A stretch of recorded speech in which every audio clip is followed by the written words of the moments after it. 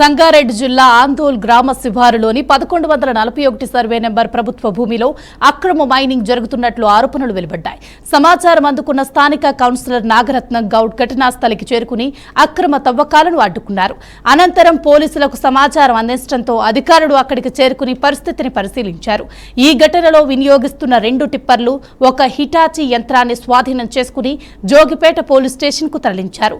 ఈ ఘటనపై కేసు నమోదు చేసి అక్రమ మైనింగ్ కు సంబంధించిన పూర్తి వివరాలను పోలీసులు సేకరిస్తున్నారు. ప్రభుత్వ భూమిలో తవ్వకాలు ఎలా జరిగాయనే అంశంపై విచారణ కొనసాగుతుంది. మహబూబాబాద్ జిల్లా మరిపేడ మండలం ఎల్లంపేట ప్రభుత్వ ఉన్నత పాఠశాలలో మౌలిక వస్తువుల కొరత ఉందని గ్రామస్తులు ఆరోపిస్తున్నారు. 2 ఏళ్ల క్రితం వరదల కారణంగా పాఠశాల మరుగుదొడ్డు దెబ్బతినటంతో ప్రస్తుతం 166 మంది విద్యార్థులకు ఒక్కటే టాయిలెట్ అందుబాటులో ఉందని చెబుతున్నారు. దీంతో విద్యార్థినీలు, ఉపాధ్యాయులు తీవ్ర ఇబ్బందులు ఎదుర్కొంటుండగా అబ్బాయిలు బహిరంగ ప్రదేశాలను ఆశ్రయించాల్సిన పరిస్థితి నెలకొన్నదని ఆవేదన వ్యక్తం చేస్తున్నారు. ఈ అంశంపై స్పందించిన జిల్లా విద్యాశాఖ అధికారి ఏ సత్యనారాయణమూర్తి జిల్లా కలెక్టర్ ఆదేశాల మేరకు ప్రభుత్వ పాఠశాలల్లో మౌలిక సదుపాయాల కల్పనకు ప్రత్యేక చర్యలు చేపట్టామని తెలిపారు. మరుగుదొడ్లు, పారిశుద్ధ్య సౌకర్యాల అభివృద్ధిపై ప్రత్యేక దృష్టి సారించామని, మండల విద్యాశాఖ అధికారుల ద్వారా సమస్యలను గుర్తించి వెంటనే పరిష్కరిస్తున్నామని తెలిపారు. రంగారెడ్డి జిల్లా మహేశ్వరం మండల కేంద్రంలో ఫ్యూచర్ సిటీ జేఏసీ ఆధ్వర్యంలో మీడియా సమావేశం నిర్వహించారు. ఫ్యూచర్ సిటీ అంశంపై స్పష్టత ఇచ్చిన తర్వాతే BRS working president KTR Maheshwaram గడ్డపై అడుగు పెట్టాలని జేఏసీ అధ్యక్షుడు వత్తుల రఘుపతి డిమాండ్ చేశారు. లేని పక్షంలో ఆయన పర్యటనను అడ్డుకుంటామని హెచ్చరించారు. మహేశ్వరం మండలంలోని అన్ని గ్రామాలను ఫ్యూచర్ సిటీ పరిధిలోకి తీసుకురావాలని డిమాండ్ చేస్తూ జేఏసీగా ఏర్పడి గ్రామ సర్పంచులతో తీర్మానాలు చేసి ప్రభుత్వానికి అందజేస్తున్నామని తెలిపారు. అయితే మాజీ మంత్రి సబితా ఇంద్రారెడ్డి, బీఆర్ఎస్ నాయకత్వం ఈ ప్రక్రియకు అడ్డంకులు సృష్టిస్తున్నారని ఆరోపించారు. ఈ సమావేశంలో మనోహర్, మోహన్ రెడ్డి, సుదర్శన్, దత్తు నాయక్, రాజు నాయక్, గోపాల్ నాయక్, దేవేందర్ నాయక్, దేవేందర్ గౌడ్ తదితర జేఏసీ నాయకులు పాల్గొన్నారు.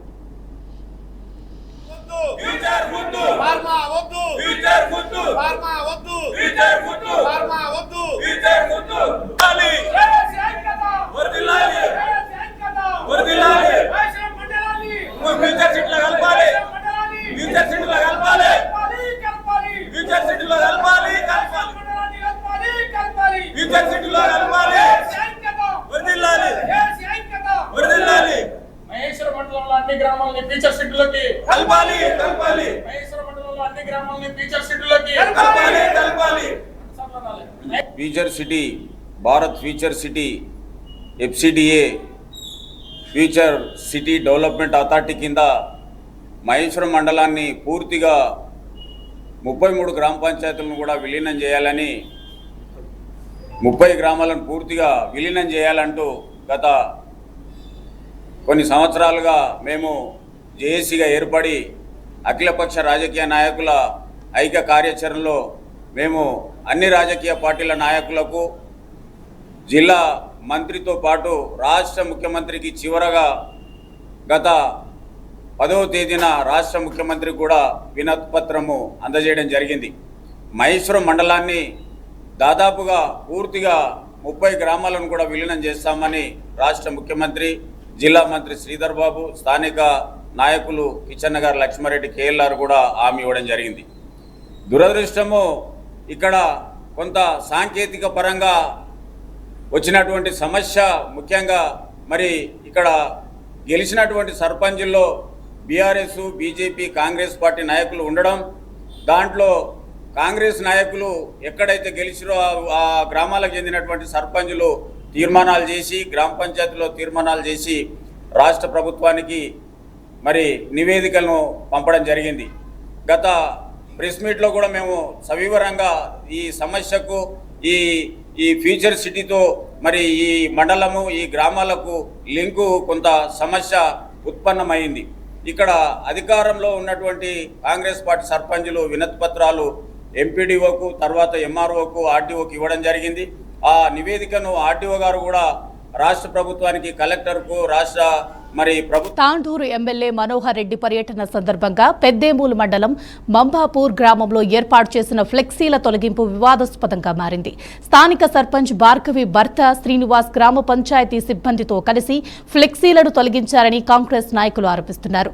గురువారం గుడిసె జగ్గమ్మ గృహ ప్రవేశ కార్యక్రమానికి ఎమ్మెల్యే ముఖ్య అతిథిగా హాజరు కావాల్సి ఉండగా ఆయనకు స్వాగతంగా ఏర్పాటు చేసిన ఫ్లెక్సీలను ఉద్దేశపూర్వకంగానే తొలగించారని వారు మండిపడుతున్నారు. ఇది అధికార దుర్వినియోగం, రాజకీయ కక్ష సాధింపులో భాగమని కాంగ్రెస్ నేతలు ఆరోపించారు. ఈ ఘటనపై పెద్దేమూల్ మండల కాంగ్రెస్ అధ్యక్షుడు మహిపాల్ రెడ్డి స్పందిస్తూ సర్పంచ్ భర్త శ్రీనివాస్ చర్యలను తప్పుబట్టారు. ఆయనపై చట్టపరమైన చర్యలు తీసుకోవాలని కోరుతూ పెద్దేమూల్ పోలీసులకు ఫిర్యాదు చేశారు. పోలీసులు ఈ ఘటనపై విచారణ ప్రారంభించారు.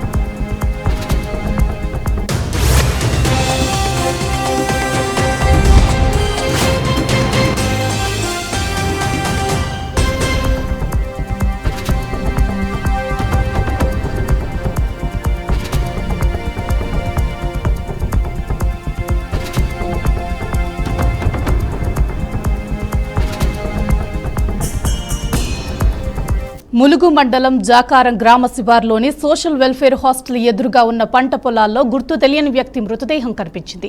మృతదేహాన్ని గుర్తించిన స్థానికులు వెంటనే ములుగు పోలీసులకు సమాచారం అందించారు.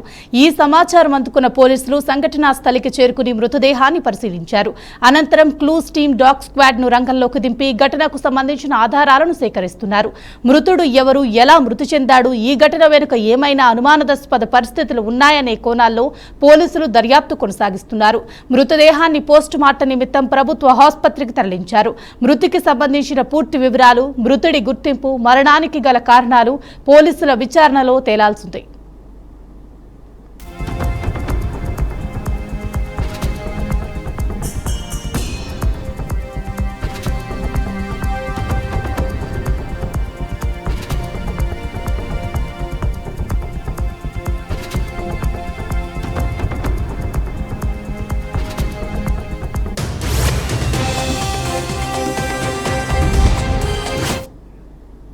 తిరుపతి జిల్లా పాకాల మండలం ముద్దలపల్లిలో దళితులపై జరిగినట్లు ఆరోపణలు ఉన్న దాడి ఘటన రాజకీయంగా చర్చనీయాంశంగా మారింది. బాధిత కుటుంబాలను మాజీ ఎమ్మెల్యే చెవిరెడ్డి మోహిత్ రెడ్డి పరామర్శించారు. గ్రామంలో పర్యటించి బాధితుల వాంగ్మూలాన్ని తెలుసుకున్న ఆయన అనంతరం స్విమ్స్ ఆసుపత్రిలో చికిత్స పొందుతున్న శ్రీనాథ్ ను కలిసి ఆరోగ్య పరిస్థితిని అడిగి తెలుసుకున్నారు. పోలీసులు సమక్షంలోనే టీడీపీ నాయకులు తమపై దాడి చేశారని ఈ సందర్భంగా బాధితులు ఆరోపించారు.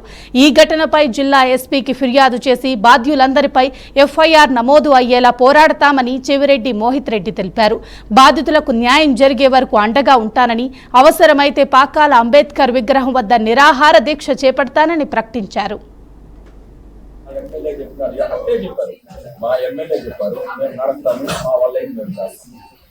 మాకు ఈ రోజు ఎలా మోసం జరిగింది, మమ్మల్ని పోలీసు వారు కాపాడాలి, మా నాయకుడు మమ్మల్ని కాపాడుతుంటారు, మా నాయకుడు మమ్మల్ని కాపాడుతుంటారు, మాకు ఆ ధైర్యం ఉంది, మా నాయకుడు మమ్మల్ని కాపాడాలి. మా ఇంట్లో వాళ్ళు ఈ ఊరిని హాస్పిటల్కి డిస్పాచ్ చేయలేదు, చాలా ఇబ్బందులు ఉన్నారు. ఊర్లో 20 మందికి దెబ్బలు తగ్గినాయి, వాళ్ళని డిస్పాచ్ చేయాలి. నన్ను మాత్రం చేసినారట. మా అమ్మాయిని మా అమ్మాయిని లేడీస్ అంతా వచ్చి కూడి నోట్లతో కొరకడం, చెస్ట్ల పైన కొట్టేస్తారు.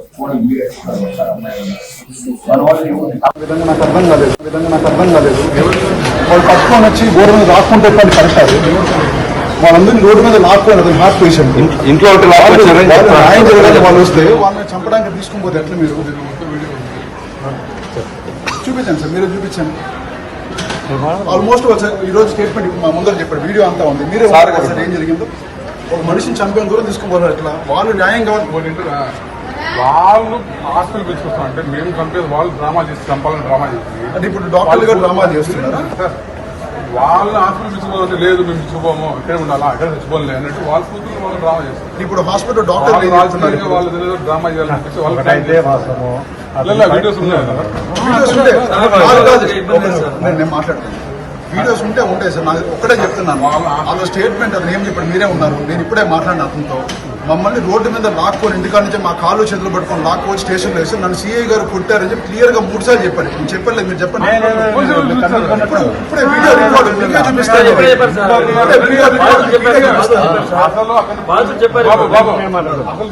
తీసుకురాలేదు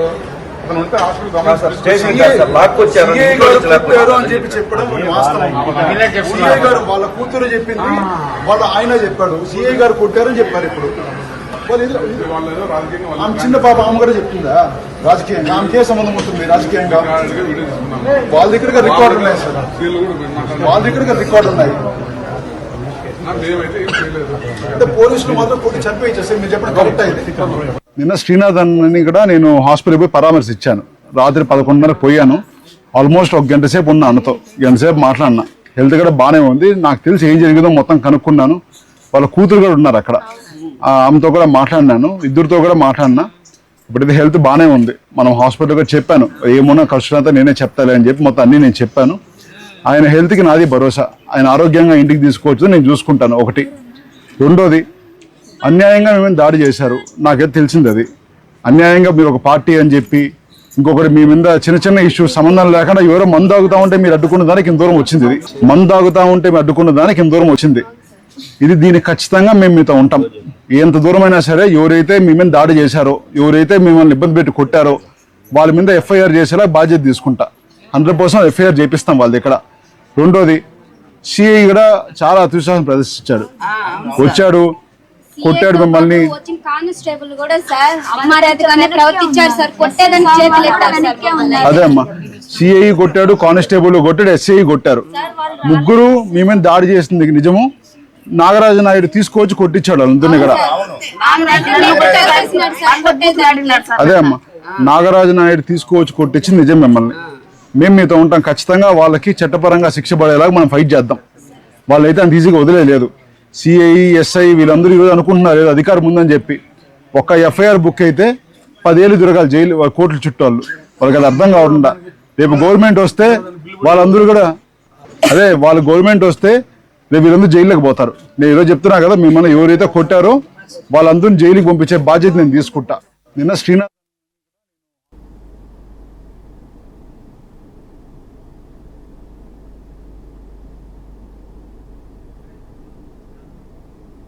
ఇవి bulletin updates. Keep watching BRK news Telugu సత్తా.